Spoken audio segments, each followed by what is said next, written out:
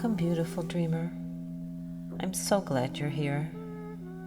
This is a space to rest, to dream, and to come home to yourself. I'm Susan Bruck, and I invite you to listen and receive. Simply let the sound, story, and stillness carry you into deeper peace.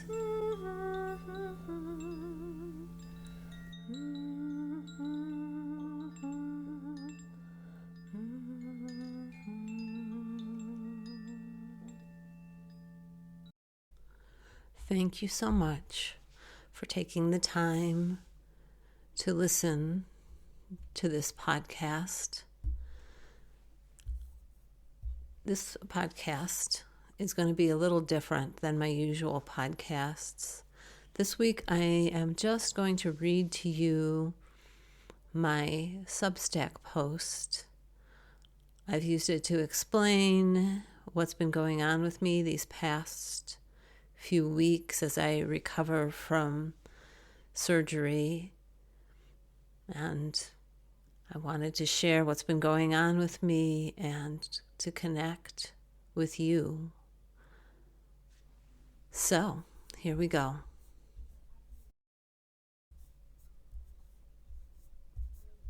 Becoming nobody for a while.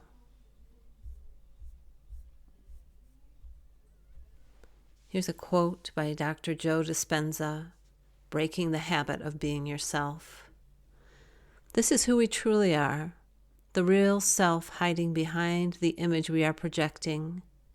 We can't face exposing that self to the world, so we pretend to be somebody else. That hidden self is the nobody. That is the person whom we doubt others will like and accept. A sudden stop. In early December, I had emergency surgery for a twisted section of my small intestine. I took myself to the ER at 4 a.m. and was in surgery later that morning. My daughter Gabi flew in from Chicago and arrived that first evening. 5 days in the hospital followed. I'm grateful for the good care I got from the doctors and nurses and vampires, which is what they call the phlebotomists. And of course, I'm always grateful for Gabi and for all of my family and friends. But it was a tough time. It hurt a lot those first few days, even with the opioids, which I hadn't taken since grade school when my doctor gave me codeine for a cough that kept me and probably the whole family up at night. I took one dose of that vile-tasting stuff and refused to take any more. It wasn't just the taste, though. I didn't like the feeling of my mind separating from my body. But this time, I felt grateful for the relief for those few days when I needed it. The pain has faded, the incisions healed well, but I still don't quite feel like myself. Although I have way more energy than I did when I first got home, I still have to rest often and still feel better when I'm alone. I've been asking myself many questions, like, what if I'm not productive for a while? What if I let people down? Can I still be worthy if I don't keep up the pace? What stories about rest and productivity are you carrying? I'd love to hear your thoughts as I work my way through my own stories. When plans change. My plan was to keep going, to follow the path I'd laid out, but rest had its own ideas. My original Substack plan was to continue through the dreamer path, moving from rest, chapter 2 of my book, in November, to chapter 3, embrace all of yourself, enter the enchanted story world, in December, and chapter 4, angels and other unseen allies, in January. But that plan changed. My body asked for something else, deep, sustained, non-negotiable rest. There's a kind of irony in having written a book about the importance of rest and then being invited to actually live it. Not just the idea or the poetry of it, but the raw, real thing. When has your body asked you to stop? Have you listened? What happened if you listened or not? Please share your thoughts. This struggle is real for many of us, and you are not alone. What healing looks like now. Rest these days isn't just lying in bed. I've been walking each day, cooking simple but delicious food, cleaning up after myself. I've even started going to the grocery store again instead of having food delivered. And very slowly, I've been getting rid of the clutter in my house. I've been reading a lot and writing almost every day, mostly in my journal. I've also watched a lot of movies, mostly ones for kids. Anything too stimulating sends me into nervous system overload. But it's been a comfort to revisit old favorites, Matilda, Gabby's childhood favorite, and Mary Poppins, mine. I've peeled away a lot of layers of story to get here. I'd had workshops scheduled the 2 weekends after my surgery. I felt bad about canceling them, even though I couldn't carry more than 10 pounds or stay awake for more than a few hours at a time, and still hobbled when I walked. Sweet Gabi helped me write the emails. It was so hard to do it myself. Since then, I've canceled nearly everything I had planned for December and January. I've been trying, really trying, to honor what my body is asking for. I really want to give my body the time it needs to heal. The surgeon said it would take at least 8 weeks to feel like myself again. I'm approaching the 8-week mark and still feeling tired. I'm hoping I have the courage to give myself as much time as my body needs, rather than gauging my actions by what the doctor said. Fear, goo, and the space between selves. Before the surgery, I wasn't afraid. Not even when I didn't know what was going on. But afterwards, fear arrived. Fear of pain, of my mortality, of not doing enough, of disappointing people. At first, I thought maybe I could use this recovery time as a chance to do something inwardly productive. Start some deep psychological excavation, take on a self-improvement project. But I realized what I needed was to not do, not even on the inside.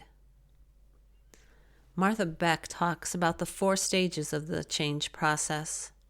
The first is what she calls bug soup. You dissolve into goo. Your old caterpillar identity melts away. You don't yet know what you'll be when and if you reform. I'm not quite who I was. I'm not yet who I will become. But something is quietly forming in the silence. That's where I am. I'm living with these questions. Who will I be when I emerge from this? Who am I without the roles I've always played? What if I stop feeling the need to prove my worth? Will I still be loved? The stories I'm letting go. I'm not sure whether I'll return to sound healing and Reiki, or whether my healing work will take another form, or whether I'll go in a different direction altogether. Writing and art making seem to be calling me, and ease. This time of quiet has helped me realize that I have kept myself busy to avoid the discomfort that often arises when I stop. There are still parts of myself that I ignore or suppress. Among these realizations, I've come to see that beneath my desire to help others lies a desire to be accepted, to be loved, to be seen as worthy. Rudolf Steiner says in Calendar of the Soul, "Oh, lose yourself to find yourself." There's nothing wrong with any of this, but I'm sitting now with all of this and the space beneath, the space that doesn't yet know who it's becoming, the place of becoming, of being nobody.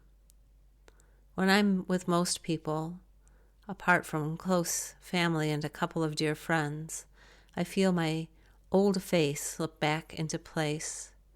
Not because anyone wants me to be that self, but because I haven't anchored into my new self deeply enough not to return to the old one out of habit. Who are you without your roles? What lies beneath the face you present to the world and yourself? Can you allow yourself to be nobody, at least for a while? What if this is enough?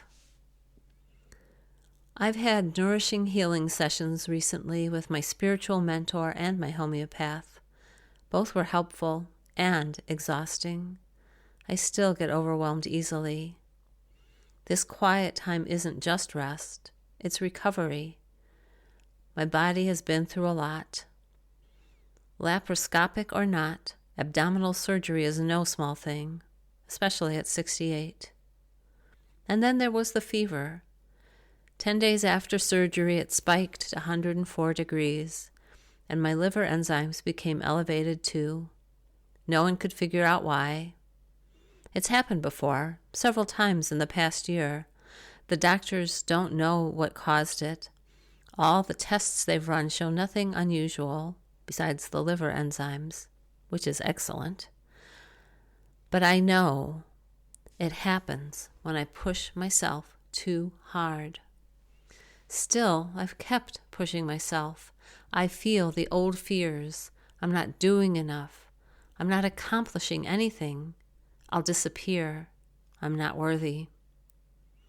Even though I now know I can live comfortably on my retirement income if I'm mindful of my spending, even though I've opted out of needing to monetize my healing work in a big way, even though I've stopped chasing 6 figures like the online business world says I should, I'm still learning to live in enough, and I'm committed to honoring my sensitive, beautiful body, my beloved guide.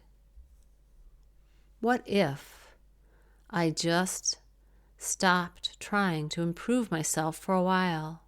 What if healing and success don't look like striving, but like softening? Noticing what matters. I've slowed down enough to feel my nervous system, to feel how easily it gets overwhelmed. Busyness masked that awareness, but at a cost. I've been unable to tolerate the amount of stuff in my house. I've been slowly getting rid of stuff and will eventually get it to a manageable amount. Just like with most of my activities, most of my things are lovely, but the sum total is too much. Now I'm decluttering, inside and out. I want fewer things and fewer demands on my time, so I can treasure what remains. A couple of days ago, I noticed myself singing while washing dishes. I hadn't sung at all since my surgery. That small joy felt like a message from my body. I'm still here. I'm coming back. Rest as resistance. I've been journaling, as I mentioned, nearly every day. Here are some of the questions I've been holding. How do I acknowledge the suffering in the world without drowning in it? Is it okay to step back, to take care of myself even when others are hurting? What if rest is a form of resistance? What if pausing is how I prepare to act with love, not fear? What if healing my nervous system is part of healing the collective? I've realized I can't take care of others when I'm running on fumes. I can't speak truth when I'm full of fear.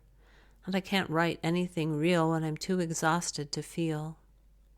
There's so much suffering in the world right now, and I keep asking myself, how can I help if I'm not out there marching or giving or doing more?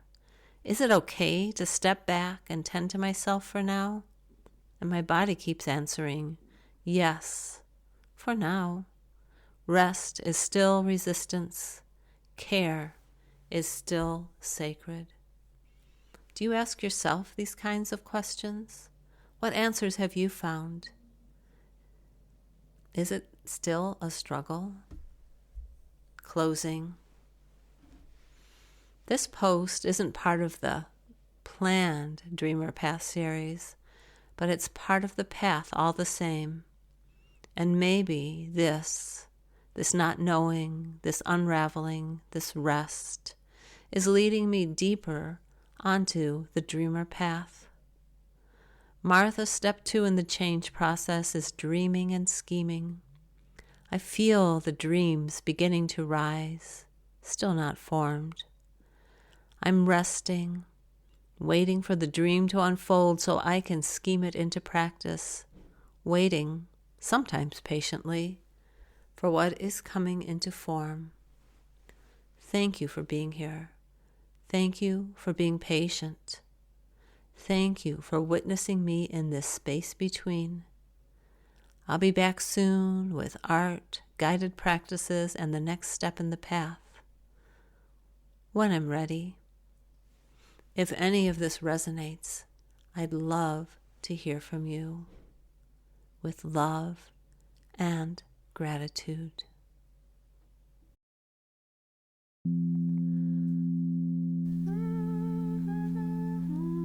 Thank you so much for listening to the Beautiful Dreamer Society podcast. Until next time, this is Susan Bruck, and I wish you healing rest, sweet dreams, and deep peace.